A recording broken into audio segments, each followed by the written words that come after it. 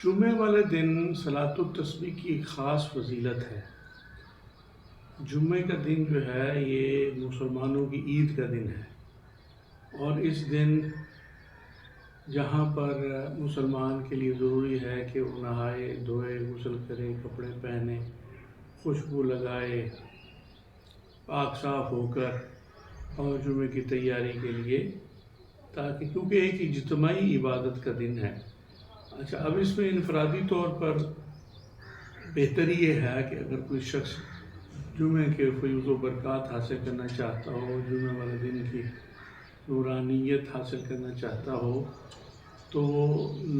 صلاۃ التسبیح جو ہے وہ اس کے اندر جمعے کی نماز سے پہلے گویا کہ جب زوال کا وقت ختم ہو جائے، نماز کا ٹائم شروع ہو جائے، تو وہ اسی وقت اپنی تیاری شروع کر دیں۔ تو وضو کر کے، غسل کر کے، جو بھی جیسے ہو، تو صلاۃ التسبیح 4 رکعت نماز، یہ نماز ادا کرے۔ اس کی بہت زیادہ فضیلت ہے، اور کم از کم ہر مسلمان کو 8 دن اس کو ضرور پڑھ لینا چاہیے۔ بہتر تو یہ ہے کہ مسلمان روزانہ اس کو پڑھے، کیونکہ اس کی فضیلت کے بارے میں ہم نے رمضان المبارک میں جب اس کا مکمل طریقہ کار بتایا تھا، وہ ویڈیو میں اس کا طریقہ کار، اس ویڈیو کا لنک میں اس پہ ڈسکرپشن میں ڈال دوں گا، تو اس پہ آپ پورا طریقہ اس کا دیکھ سکتے ہیں۔ تو بہتر یہ ہے کہ روزانہ انسان پڑھے، اور پورے کلمے کے ساتھ، تیسرے کے ساتھ پڑھ لے یا آدھے کے ساتھ پڑھ لے، اگر فرصت نہ ہو۔ زیادہ فضیلت والا تو کام یہی ہے کہ پورے کلمے کے ساتھ پڑھے، لیکن اگر پورے کلمے کے ساتھ نہیں پڑھ سکتا تو آدھے کلمے کے ساتھ سبحان اللہ والحمد للہ ولا الہ الا اللہ واللہ اکبر، تو زیادہ سے زیادہ 10-15-20 منٹ میں یہ بندہ فارغ ہو جائے۔ کفِ سمندر کے برابر بھی اگر گناہ ہو تو اللہ کریم اس کی اگر انسان مداومت کرتا ہے، ویسے بھی یہ رکوع سجود کا اصل مقصد تو یہ ہے کہ انسان اللہ کی بارگاہ میں اپنی عز و نیاز اور بے بسی اور عاجزی اور انکساری کا اظہار کرے، قیام کی حالت میں بھی،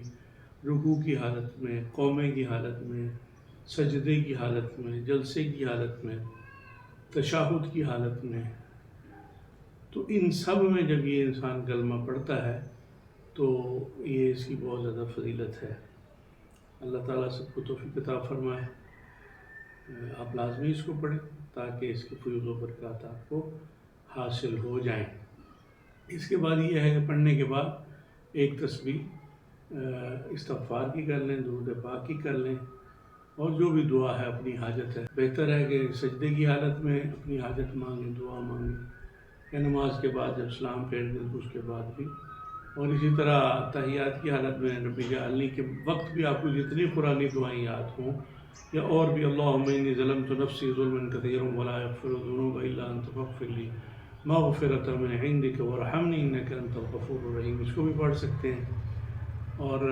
میری تو کوشش ہوتی ہے، کیونکہ یہ دعا کے بارے میں منقول ہے، روایت کیا جاتا ہے کہ سیدنا صدیق اکبر رضی اللہ تعالیٰ عنہ اس دعا کو آخری قعدے میں پڑھتے تھے درود پاک کے بعد، اور رب اجعلنی، جو بھی قرآن دعا کے بعد۔ تو یہ اس کی بہت زیادہ فضیلت ہے، تو صلاۃ التسبیح کو معمول بنائیں، انشاءاللہ تعالیٰ روحانیت بھی پیدا ہوگی اور نورانیت بھی پیدا ہوگی۔